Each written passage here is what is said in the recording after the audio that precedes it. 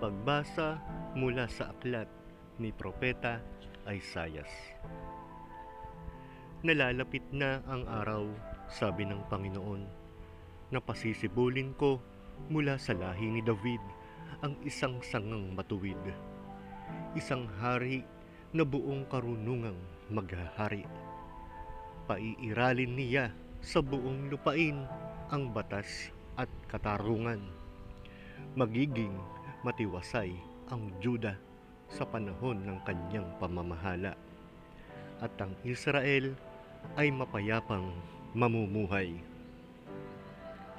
Ito ang pangalang itatawag sa kanya: ang Panginoon ay matuwid. Sinasabi ng Panginoon, darating nga ang panahon na ang mga tao'y di na manunumpa ng ganito. Nariya't buhay ang Panginoong nagpalaya sa Israel mula sa Ehipto. Sa halip, sasabihin nila, saksi ko ang Panginoon na nagpalaya sa mga Israelita mula sa lupain sa hilaga at sa lahat ng lupaing pinagtapunan ko sa kanila. Babalik sila sa sariling lupa at doon muling mamumuhay.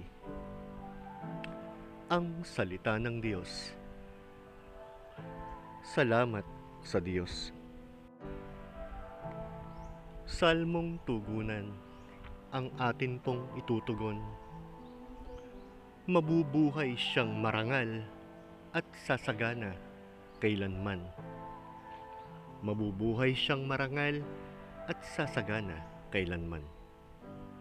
Turuan mo yaong haring humatol ng katuwiran sa taglay mong katarungan. O Diyos, siya'y bahaginan, upang siya'y maging tapat mamahala sa iyong bayan, at pati sa mahihirap maging tapat siyang tunay. Tugon, mabubuhay siyang marangal at sasagana kailanman. Kanya namang ililigtas ang sinumang tumatawag, lalo yaong nalimot ng mga taong mahihirap. Sa ganitong mga tao, siya'y lubhang nahahabag. Sa kanila tumutulong upang sila ay maligtas.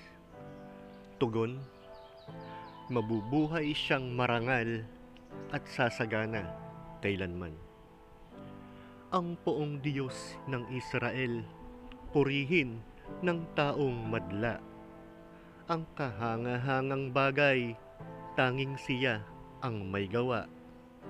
Ang dakilang ngalan niya ay purihin kailanman, at siya ay dakilain nitong buong sanlibutan. Amen. Amen. Tugon, mabubuhay siyang marangal at sasagana kailanman.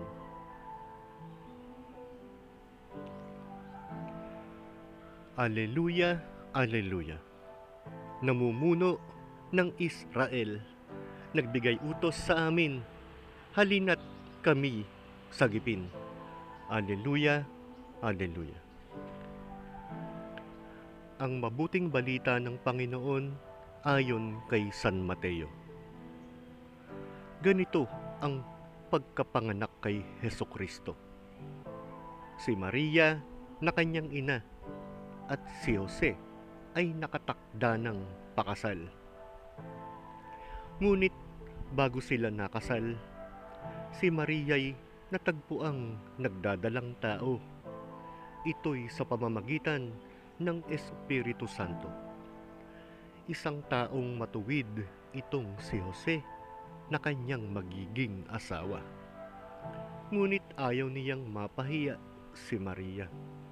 Kaya ipinasya niyang hiwalayan ito ng lihim. Samantalang iniisip ito ni Jose. Napakita sa kanya sa panaginip ang isang anghel ng Panginoon. Sabi nito sa kanya, Jose, anak ni David, huwag kang matakot na tuluyang pakasalan si Maria, sapagkat siya'y naglihi sa pamamagitan ng Espiritu Santo. Manganganak siya ng isang lalaki at ito'y pangangalanan mong Jesus, sapagkat siya ang magliligtas sa kanyang bayan sa kanilang mga kasalanan. Nangyari ang lahat ng ito upang matupad ang sinabi ng Panginoon sa pamamagitan ng propeta. Maglilihi ang isang dalaga at manganganak ng isang lalaki, at tatawagin itong Emmanuel. Ang kahulugay, kasama natin ang Diyos.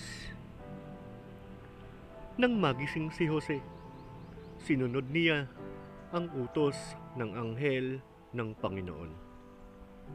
Pinakasalan niya si Maria.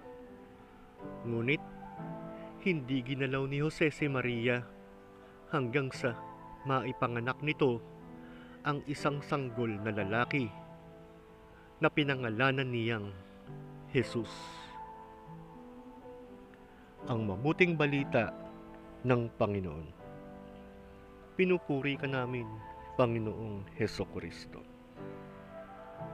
Sa ngalan ng Ama, ng Anak, at ng Espiritu Santo. Amen. Ama namin, sumasalangit ka. Sambahin ang ngalan mo. Mapasamin ang kaharian mo. Sundin ang loob mo dito sa lupa para ng sa langit. Bigyan mo po kami ngayon ng aming kakanin sa araw-araw at patawarin mo kami sa aming mga sala para ng pagpapatawad namin sa nagkakasala sa amin. At huwag mo kaming ipahintulot sa tukso at iadya mo kami sa lahat ng masama. Amen. O Jesus ko, patawarin mo kami sa aming mga sala. Iligtas mo kami sa apoy ng impyerno. Dalin mo sa langit ang mga kaluluwa, lalong-lalo na ang nangangailangan ng iyong awa.